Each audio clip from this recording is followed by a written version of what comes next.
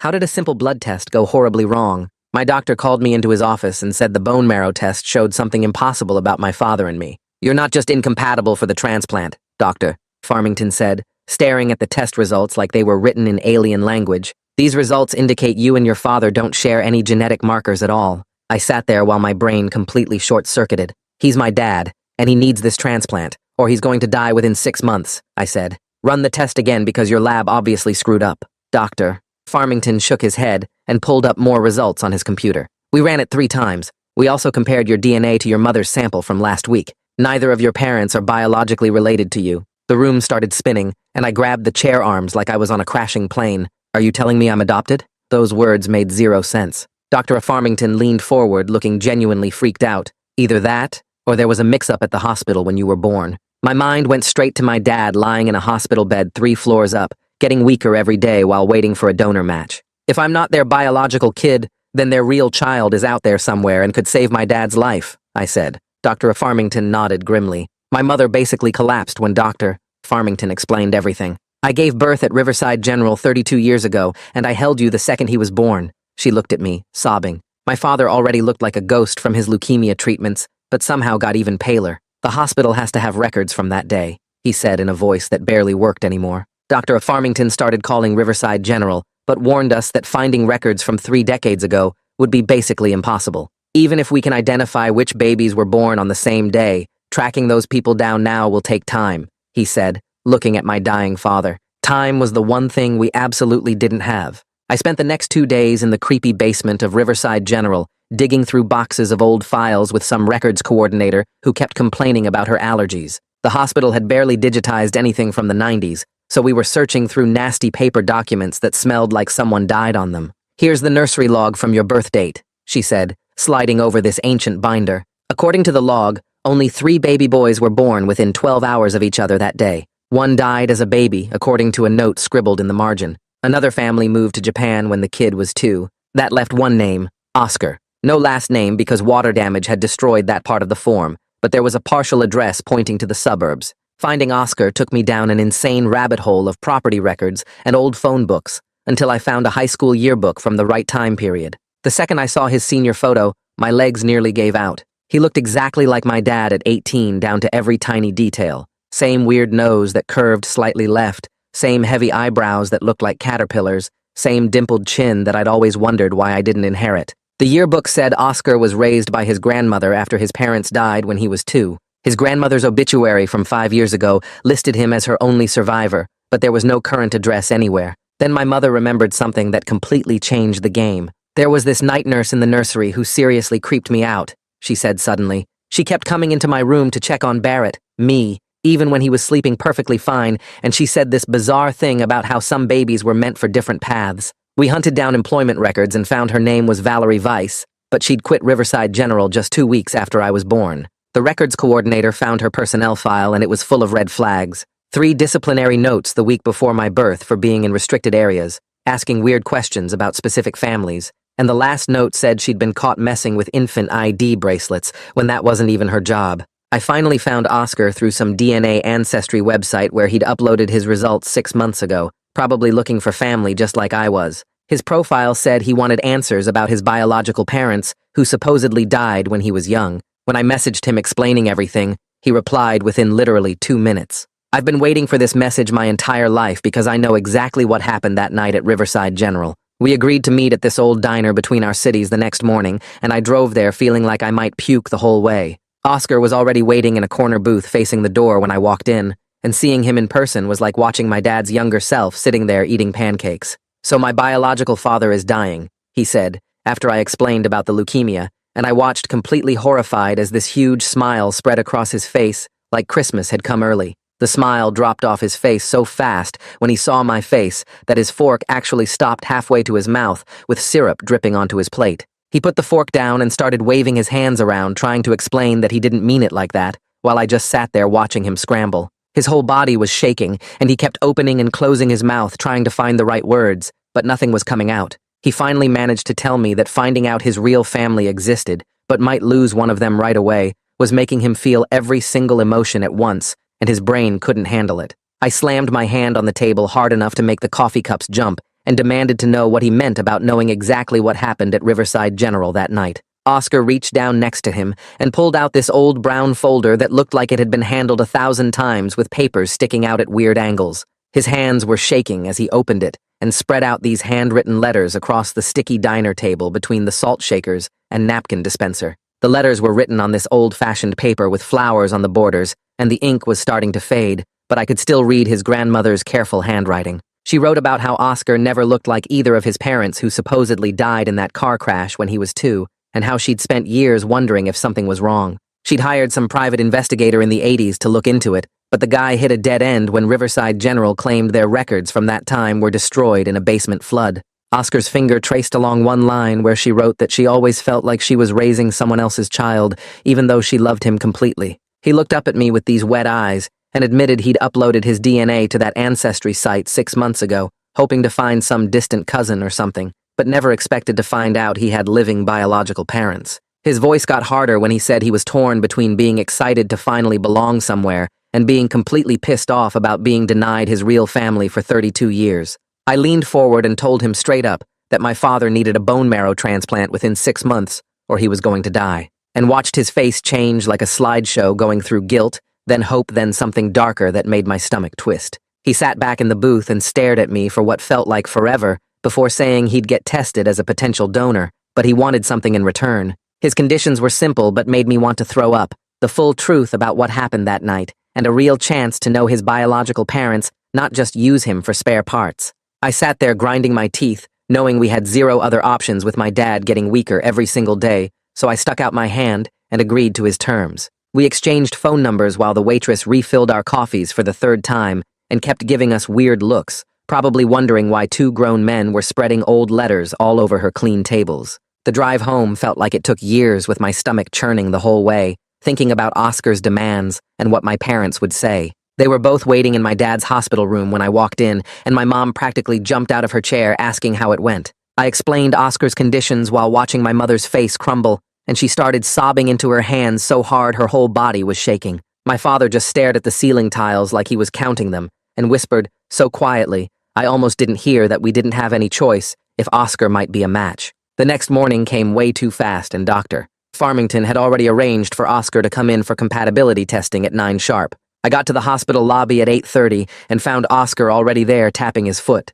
so fast it was making this annoying clicking sound on the tile floor. He was looking around at everything like he was trying to memorize every single detail, from the fake plants, to the volunteer desk, to the gift shop selling overpriced teddy bears. Then he dropped the bomb that he'd brought his lawyer with him and pointed to this guy in a suit standing by the elevators checking his phone. The lawyer walked over and introduced himself as Hayato Mittal in this super professional voice that immediately made me not trust him at all. Oscar explained that Hayato was there to make sure everything was documented properly, which made me want to ask what exactly needed documenting, but I kept my mouth shut. Hayato pulled out this tablet and started asking me questions about the timeline and the medical situation, while typing notes faster than I could follow. The 3 of us stood there in that lobby with sick people walking past us and announcements echoing overhead about visiting hours, while this lawyer treated our family crisis like a business deal. Oscar kept looking between me and Hayato like he was waiting for me to object, but I just nodded along, knowing we needed him more than he needed us right now.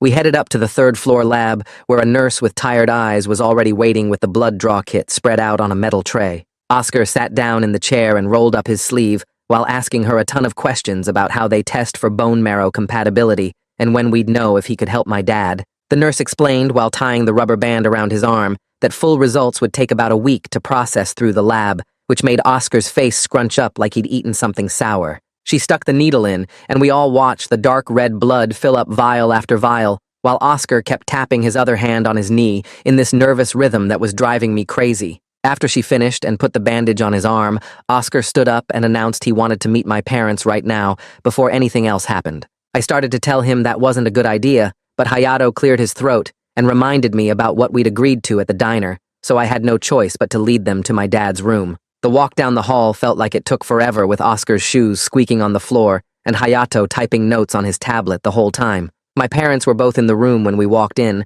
and my mom's hand flew to her mouth when she saw Oscar standing there looking exactly like my dad from 30 years ago. Oscar just stood frozen in the doorway, staring at my father, who was hooked up to 3 different machines, and looked smaller than ever in that hospital bed. My dad lifted his hand that had the IV stuck in it and tried to smile even though his lips were cracked and pale from all the treatments. Oscar took 2 steps forward, then stopped like he'd hit an invisible wall, and his whole body started shaking before he finally reached out and shook my father's hand so carefully, like he was afraid he might break him. His eyes filled up with tears that he kept blinking back, while my mother couldn't stop staring at his face and seeing every single feature that matched my dad's, from the shape of his jaw to the way his left ear stuck out slightly more than the right. She started asking Oscar about where he grew up and what his grandmother was like, and if he'd gone to college, and each question made the room feel smaller and more suffocating. Oscar answered in these short, choppy sentences about living in a small house near the train tracks and his grandmother working double shifts at the factory and how he'd gotten a scholarship for engineering, but dropped out when she got sick. After exactly 20 minutes according to the clock above the bed, Oscar suddenly stood up and said he needed to leave to process everything. Hayato pulled out a business card and handed it to me, saying they'd be in touch about next steps, while Oscar was already halfway out the door. That evening, back at my apartment, I opened my laptop and searched for Hayato Mittal, which brought up his law firm website with a professional photo of him in a dark suit standing in front of a bookshelf. The site said he specialized in family law and adoption cases with 15 years of experience and had won some big settlement against a hospital for a wrongful adoption case 3 years ago. What really made my stomach drop was the section about his team, which mentioned his brother Daiki worked as a private investigator, specializing in family reunification cases and missing persons. I kept clicking through pages finding news articles about cases they'd worked on together, including one where they'd exposed an illegal adoption ring that had operated for 20 years. My phone rang while I was reading, and Dr. Farmington's name popped up on the screen, making my heart jump, because late calls from doctors are never good news. He told me the hospital administration had called a meeting about our situation because apparently all our records requests and the compatibility testing had triggered some kind of internal review process. The next morning, I put on my only clean button-up shirt and drove to the hospital for a 9 o'clock meeting with someone named Nyla Schaefer, who Dr. Farmington said was in charge of risk management. Her office was on the 5th floor in the administrative wing, where everything smelled like coffee and copy machine toner instead of disinfectant and sick people. Nyla was waiting behind a huge desk covered in folders and had this fake smile that didn't reach her eyes while she kept asking if we were planning to sue the hospital for what happened 32 years ago. I told her we just wanted to find the truth and save my father's life, but she kept pushing and saying the hospital needed to protect itself from liability issues. She insisted that any further searches through hospital records would need to have their legal team present, which felt like they were trying to hide something, or at least make everything way harder than it needed to be. While I was sitting in traffic on the way home, my phone buzzed with a text from Oscar saying his lawyer's brother had been digging into Valerie Weiss's past. Daiki had found employment records showing she'd worked at 3 different hospitals over 5 years and left each one suddenly without giving proper notice or explanations. The text went on to describe 2 specific cases where parents at different hospitals had filed complaints about their babies acting strange after Valerie worked the night shift. One family in Ohio said their baby's birthmark had moved to a different spot, and another couple in Kentucky swore their newborn's eye color changed overnight, which sounded crazy, but both families had photos. I printed everything out and drove straight to the police station where Detective Hensley had a tiny office that smelled like old coffee and gym socks. He actually sat up straighter when I showed him the printouts and started taking real notes instead of just nodding like cops usually do. He said he'd pull Valerie's full employment history and check for any criminal complaints, which made me feel like someone was finally taking this seriously. 2 hours later, Oscar called while I was picking up Chinese food and started demanding our complete family medical history. He said he needed to know about any genetic conditions or diseases for his own health records, but something in his voice made me think he was fishing for something else. I gave him basic stuff like my dad's high blood pressure and my mom's diabetes, but kept the details vague while he kept pushing for more specific information. 3 days passed with no word about the test results, and I was basically living at the hospital when my dad suddenly spiked a fever of 103. The nurses rushed in and started pumping him full of antibiotics while Dr. Farmington explained that infections were common with his weakened immune system, but this one was moving fast. They moved him to the ICU within 2 hours and put him on stronger meds that made him confused and kept asking for people who'd been dead for years. My mom and I took turns sitting with him while the machines beeped and his breathing got rougher every hour. Oscar showed up the next morning without calling first and walked right into the ICU like he belonged there. He said one of the nurses had texted him about my dad's condition, which made me see red because what nurse was giving out private medical information to strangers? We started arguing right there in the hallway with me telling him to get out and him insisting he had a right to be there as the biological son. The argument got loud enough that 2 security guards showed up and separated us, while other families stared at us like we were putting on a show. Nyla Schaefer appeared within minutes wearing her fake concerned face and told us both that any more disruptions would result in Oscar being permanently banned from the hospital. Oscar left, but not before texting me that he wasn't giving up on being part of this family whether I liked it or not. Detective Hensley called the next day saying he'd tracked down a retired nurse named Lara Wu who'd worked with Valerie at Riverside General. Lara lived in a retirement home 40 minutes away and agreed to talk to us about what she remembered from back then. She was sitting in a wheelchair when we arrived, but her mind was sharp as she described Valerie as the weirdest person she'd ever worked with. Valerie would stand over certain babies for way too long and whisper things about destiny and souls finding their proper vessels, which everyone thought was creepy but harmless. Lara remembered one specific night when another nurse caught Valerie in the nursery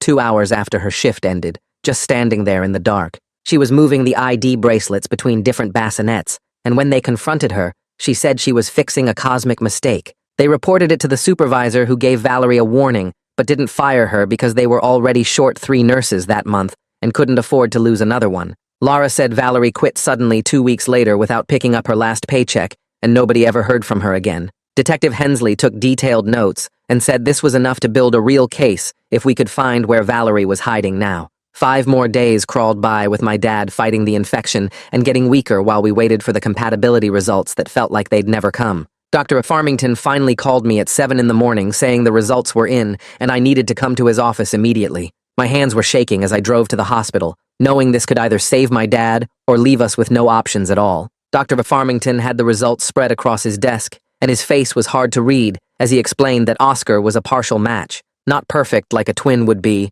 but possibly good enough if we couldn't find any better options in the donor registry, which could take months we didn't have. The success rate with a partial match was around 60%, which wasn't great, but was way better than the 0% chance my dad had without any transplant at all. I sat there staring at the numbers trying to process what this meant, while Dr. Farmington explained all the risks and potential complications. My first thought was how Oscar would react to this news, and whether he'd use it as leverage to get what he wanted from our family. I called him from the hospital parking lot, and when I told him about being a partial match, he went completely silent for so long I thought the call had dropped. Then he said, "This changes everything," in a voice that sounded both excited and calculating at the same time. He wanted to meet again, but this time with both our lawyers present to discuss terms which made my stomach drop, because I knew he was going to make demands. We set the meeting for the next morning at Hayato's office downtown, and I spent the rest of the day trying to prepare my parents for whatever Oscar might ask for in exchange for saving my dad's life. The next morning, we all walked into Hayato's office on the 10th floor of this fancy building downtown, and Oscar was already sitting at the big conference table with papers spread out in front of him. Hayato stood up and shook everyone's hand real formal, while Oscar just stared at the table avoiding eye contact with any of us. My mother sat down across from Oscar and kept trying to catch his eye, but he wouldn't look up from whatever document he was reading. Hayato cleared his throat and slid a thick packet of papers across the table toward us, saying these were Oscar's terms for moving forward with the donation. I picked up the document and started reading while my stomach twisted into knots, seeing what he wanted from us. Full acknowledgement as the biological son in all family documents and records going forward. Complete access to every family photo album and video from the past 32 years. Inclusion in all major family decisions and holidays from now on. My hands were shaking as I kept reading through more demands about inheritance rights and medical decision authority. Oscar finally looked up, and his eyes were red like he'd been crying all night. My mother surprised everyone by standing up and speaking in this steady voice I'd never heard from her before. She said she understood Oscar's pain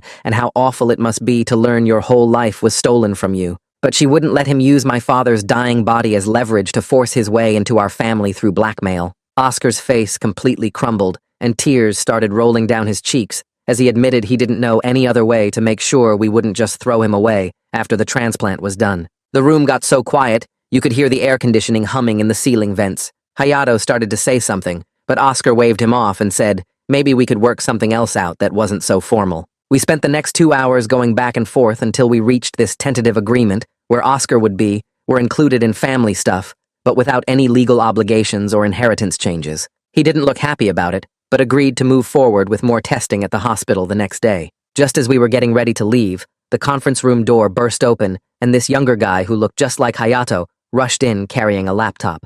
Hayato introduced him as his brother Daiki, who'd been investigating Valerie Weiss for the past week. Daiki opened his laptop and showed us a driver's license photo of a woman living 2 states away under the name Victoria Vance. It was definitely the same person from the old hospital employee photo, but 30 years older, with gray hair and deep lines around her eyes. She was working as a home healthcare aide taking care of elderly patients, which made my skin crawl thinking about her being alone with vulnerable people. Daiki had tracked her down through old utility bills and a forwarding address from 20 years ago that led to 3 more address changes. Detective Hensley showed up within an hour after we called him with this information and said he could get a warrant by tomorrow morning to go question her. I told him I was coming with him no matter what anyone said, because I needed to look this woman in the eye after what she did to our families. My parents tried to talk me out of it, and even Oscar said it might be too emotional, but I wasn't backing down from this confrontation. The next morning, Detective Hensley picked me up at 6, and we started the 4-hour drive to where Valerie was living now. The whole drive felt like we were heading towards something that had been waiting 32 years to happen. Detective Hensley tried to make small talk, but I just stared out the window watching the highway roll by and thinking about all the ways this woman had destroyed multiple lives with whatever sick game she'd been playing. We pulled up to this rundown apartment complex around 10 in the morning, and Detective Hensley checked his gun before we got out of the car. The building smelled like cat pee and old cigarettes as we climbed to the 3rd floor and found apartment 3B at the end of a dark hallway. Detective Hensley knocked hard 3 times and announced himself as police, while I stood behind him with my heart pounding so hard I thought it might explode. The door opened slowly, and there she was, this small old woman in a flowered housecoat, looking at us without any surprise on her face at all. Her apartment was cramped, and every surface was covered with religious stuff, like crosses and pictures of saints and angels. The walls had hundreds of photos of babies cut from magazines and newspapers, all taped up in neat rows like some creepy shrine. She invited us in like she'd been expecting us, and sat down in this worn recliner while Detective Hensley introduced himself and explained why we were there. Valerie just smiled this peaceful smile and said she'd been waiting for this day because she knew eventually someone would come asking about the babies. She admitted straight out that she'd switched the babies that night, but said she was following divine inspiration from God himself. She claimed she could sense which souls belonged in which families and that the babies had been placed wrong by accident, so she was just fixing God's mistake. The complete lack of remorse in her voice made me want to throw up right there on her dirty carpet. Detective Hensley asked her for more details about that night, and she got up and pulled out this old notebook from a bookshelf. She'd kept detailed notes about everything, including the exact times she made the switches and which babies went where. Then she dropped this bomb that made everything even worse by saying she'd actually switched 3 babies that night, not just 2. The 3rd baby was the one whose family moved to Japan when he was 2 years old, which meant there was another victim out there who had no idea his whole life was a lie. Detective Hensley called for backup while reading Valerie her rights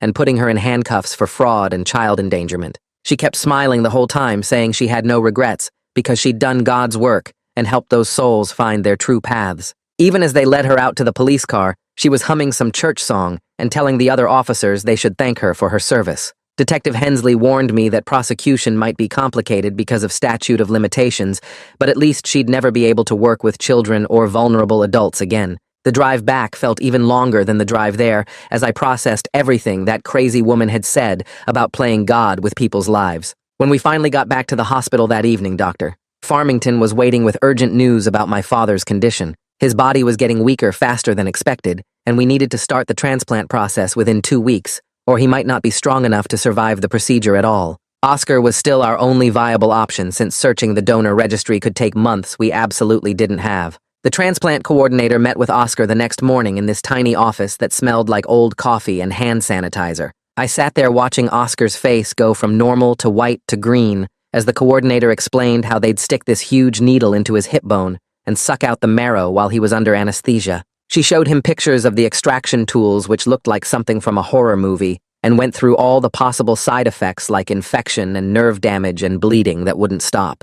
Oscar kept nodding, but his hands were shaking so bad he couldn't hold the consent forms steady. The coordinator said he'd need at least a week to recover and might have pain for several weeks after that. Oscar asked for 24 hours to think about it and basically ran out of the room. That night around 11, my phone rang, and it was Oscar, completely drunk and crying. He kept saying how messed up it was that he had to save some guy he never knew while his real parents, the ones who raised him, were dead and couldn't be saved by anyone. He said my parents got 32 years with me, but he got nothing with them, and now he was supposed to risk his health for strangers. I just listened without saying anything, because what could I say that would make any of this fair? He hung up after 20 minutes of rambling about cosmic jokes and stolen lives. The next morning, Oscar showed up at the hospital looking rough but sober. He told the coordinator he'd do it, but first he wanted one more DNA test, comparing him directly to both my parents, just to have absolute proof in black and white. It seemed like stalling, but I agreed because we needed him cooperative. While the lab ran those tests,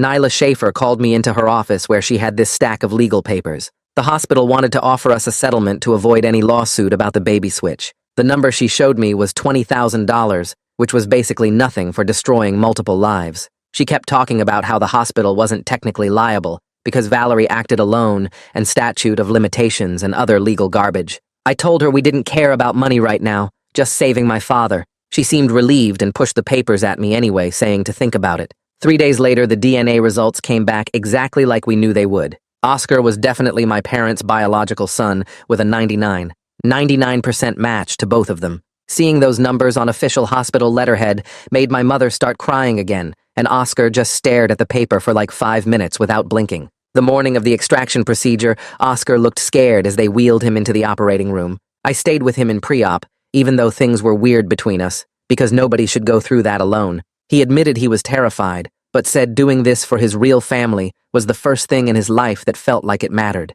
They put him under, and I waited in this gross waiting room for 3 hours, drinking terrible coffee and trying not to think about everything. When they wheeled him out, he was groggy, but the doctor said the extraction went perfectly, and they got plenty of healthy marrow. Oscar spent the night in recovery, throwing up from the anesthesia and complaining his hip felt like someone hit it with a sledgehammer. 2 days later, they started the transplant for my father. They hooked him up to all these tubes and slowly dripped Oscar's marrow into his bloodstream while monitoring his vitals every 5 minutes. The doctor said they were cautiously optimistic, but warned us the next few weeks would be critical. Oscar watched from the doorway, still walking funny from his procedure, staring at my father with this expression I couldn't read. During the recovery weeks, Oscar started showing up every other day with crossword puzzle books and old paperbacks. My father pretended to be asleep the first few visits, but Oscar just left the stuff on his bedside table and sat there reading quietly. Eventually, my father started doing the crosswords, and they'd work on them together without really talking. After 2 weeks, they were actually having conversations about baseball statistics and arguing about which team would make the playoffs. Detective Hensley called with an update about Valerie. She'd taken a plea deal to avoid trial and got 2 years probation plus mandatory psychiatric treatment. No jail time for ruining 3 families' lives. He said the prosecutor didn't think they could get a conviction on 32-year-old charges, especially with her obvious mental illness. It felt like she was getting away with everything, but at least she couldn't work with kids or vulnerable adults ever again. 3 weeks after the transplant, my father's blood work showed major improvement. His white cell count was climbing and the new marrow was producing healthy cells. Dr. Farmington said his body was accepting Oscar's donation better than they'd hoped. The relief hit me so hard I had to sit down right there in the hallway. My mother hugged Oscar for the first time since finding out the truth, and he looked shocked, but hugged her back. My father was still weak, but getting stronger every day, and the weird family dynamic was starting to feel less weird, even though nothing about this situation was normal. Oscar showed up at the hospital the next morning carrying a box of donuts, and asked my mother if he could see our family photo albums. She hesitated for a long moment before pulling out her phone and scrolling through thousands of pictures from the past 32 years. Oscar's face went through every possible emotion as he swiped through birthdays and Christmas mornings and baseball games he never got to play in. His thumb stopped on a picture of my dad teaching me to ride a bike when I was 6 years old. Tears started rolling down his face as he stared at the man who should have been teaching him instead. My mother reached over and touched his shoulder, but he pulled away and walked out of the room without saying anything. I found him 20 minutes later in the hospital chapel on the 3rd floor, sitting in the back row with his head in his hands. He looked up when I sat down next to him, and his eyes were completely red from crying. He told me he was mad at his dead grandmother for not trying harder to find the truth about where he came from. She must have known something was wrong because he looked nothing like the parents in the photos she kept. I didn't know what to say, so we just sat there in the quiet chapel listening to the machines beeping down the hallway. After a while, my dad felt strong enough to have a real conversation with Oscar about the people who raised him. Oscar pulled up a chair next to the hospital bed and started telling stories about his supposed parents who died in that car crash. They were good people according to the stories his grandmother told him, but he barely remembered them himself. My father listened to every word and asked questions about their jobs and hobbies and what kind of music they liked. It was strange watching them connect over people who weren't even related to Oscar, but had shaped his early life anyway. The next day, Nyla from the hospital administration called with news about the third baby who got switched that night. They'd tracked down the family in Japan and made contact with the parents of a 32-year-old man named Kenji. His parents were shocked, but said it explained why Kenji always felt different from the rest of their family. Kenji himself was grateful to finally understand why he never looked like his parents or felt connected to them. Over the next few weeks, Oscar and I started meeting for coffee every Thursday morning at this place near the hospital. We'd sit there trying to figure out how to be brothers when we were complete strangers to each other. He'd ask me questions about growing up with our parents, and I'd tell him stories about family vacations and inside jokes. Sometimes we'd just sit there stirring our coffee and not talking because the whole situation was too weird to process. But slowly, we started building something that wasn't quite friendship, but wasn't quite brotherhood either. My father kept getting stronger, and after 6 weeks, Dr. Farmington ran all the tests again to check the transplant progress. The results showed Oscar's bone marrow was working perfectly and producing healthy blood cells like it had always belonged there. When Dr. Farmington announced the transplant was officially successful, Oscar was standing in the doorway watching. For the first time since this whole mess started, I saw him genuinely smile at being part of good news. 2 weeks later, we planned a small party at my parents' house to celebrate my father finally coming home from the hospital. Oscar showed up early with a cake he'd bought from the grocery store and stood in the corner while relatives arrived. Everyone knew the story by now, but nobody really knew how to act around him, so they mostly avoided eye contact. When my father walked through the door using a walker, everyone clapped, and Oscar stayed back by the kitchen. But then my father looked right at him and thanked him for saving his life in front of everyone. He called Oscar son for the first time, and the whole room went silent, watching Oscar's face completely crumble. His shoulders started shaking, and then he was sobbing harder than I'd ever seen anyone cry in my life. My parents both walked over and wrapped their arms around him while I stood there watching this bizarre family moment happen. It wasn't comfortable, and it definitely wasn't normal, but it was real, and somehow, that made it ours. A few days later, we got an email from Kenji in Japan, saying he wanted to connect with all of us. He shared his story about always feeling out of place in his family and never understanding why until now. We started doing video calls once a month, where the three of us switched babies would talk about our experiences. It was like the world's strangest support group, but it helped knowing other people understood this specific kind of confusion. 6 months after the transplant, my father was officially in remission and gaining weight and energy every day. Oscar started coming to Sunday dinners at my parents' house, even though it was still awkward, and nobody quite knew what to call him. He'd bring wine or dessert and help my mother in the kitchen while my father watched sports in the living room. We were slowly building this new version of our family that didn't fit any normal definition, but somehow worked anyway. 3 weeks later, a thick envelope arrived from the state mental health facility where Valerie was getting treatment. My mother opened it at the kitchen table, and her face went completely white as she read. The letter was 4 pages of Valerie's tiny handwriting explaining how she'd saved us all by putting the right souls with the right families. She wrote about cosmic signs and divine messages she'd received, telling her which babies belonged where. My father grabbed the pages and read them out loud while Oscar sat there looking sick. Valerie claimed she'd watched the families for weeks before making the switch and knew we were meant to raise the baby who became me. She said Oscar's grandmother needed him more than my parents did at that time. The most disturbing part was how she kept insisting she'd done nothing wrong and would do it again. My mother walked straight to the backyard and grabbed the lighter fluid from the shed. We all followed her outside and watched her douse the letter in the fire pit. Oscar struck the match and dropped it on the pages, which went up in this huge flame. Nobody said anything as we watched Valerie's crazy words turn to ash. My father put his arm around Oscar's shoulder, and we all stood there choosing to move forward instead of drowning in her delusions. 2 months later, Oscar called saying he had something important to tell us. He showed up at Sunday dinner with legal paperwork and this nervous look on his face. He'd filed to legally change his last name to match ours. My mother started crying immediately, and my father had to sit down. Oscar explained he wanted to honor both the family that raised him and the one he should have had. The courthouse ceremony happened 3 weeks later, with just the 4 of us present. When the judge made it official, Oscar broke down completely. My parents both hugged him while I stood there watching my brother officially become my brother. The clerk handed him his new documents, and he stared at his name like he couldn't believe it was real. After that, my father started inviting Oscar to watch baseball games at the house. They'd sit on the couch for hours, yelling at the TV and arguing about plays. One Saturday, Oscar mentioned he used to do woodworking with his grandmother's neighbor. My father's eyes lit up, and he dragged Oscar to the garage where he had all these tools collecting dust.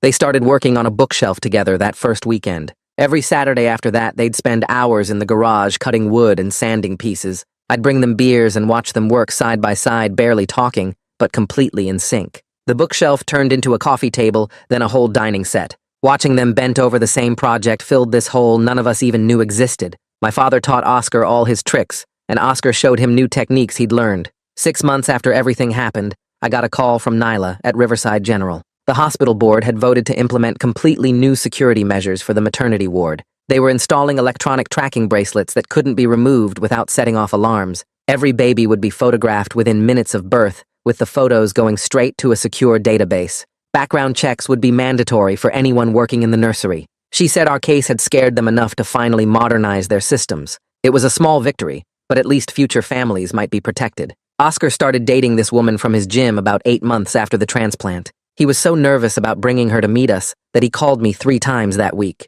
When they showed up for dinner, she looked terrified, and Oscar kept apologizing for everything. My mother went completely overboard trying to make her comfortable. My father kept telling embarrassing stories about Oscar's first weeks with us. I tried making normal conversation, but everything came out weird. Then Oscar's girlfriend accidentally knocked over her wine glass, and we all jumped up at once to clean it. The ridiculous sight of 4 adults attacking one spilled drink with paper towels made everyone start laughing. After that, the tension broke and dinner actually became fun. She fit right in with our weird family dynamic. A full year after the transplant, my father went for his checkup and doctor. Farmington ran every test possible. The results showed no signs of cancer anywhere in his body. Oscar's bone marrow had completely taken over and was producing healthy cells like it had always belonged there. My father had gained 30 pounds and looked 10 years younger. Oscar was at the house almost every day by then. He had his own key and would show up randomly to work in the garage or watch games. Sunday dinners had become this sacred tradition where we all cooked together. Our family photos on the wall now included Oscar in every new one.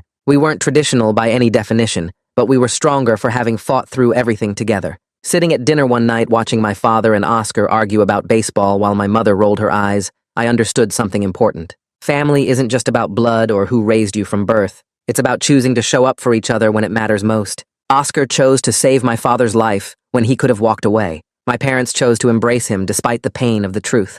I chose to accept this complicated new brother relationship. We all chose each other and kept choosing each other every single day. Looking back at that first meeting in the diner, I finally understood Oscar's disturbing smile. It wasn't joy about my father dying, but overwhelming relief at finding where he belonged, mixed with terror of losing it immediately. Those emotions were too complex for any normal expression. Now we share Sunday dinners with my father, healthy and laughing at Oscar's terrible jokes. Oscar finally has the family he searched for his whole life. Our strange, expanded family is living proof that sometimes the worst mistakes can lead to unexpected blessings. And that's pretty much the story. Nothing polished, just how it went down. Thanks for sticking around. It's always chill sharing these with you. Come back if you feel like it.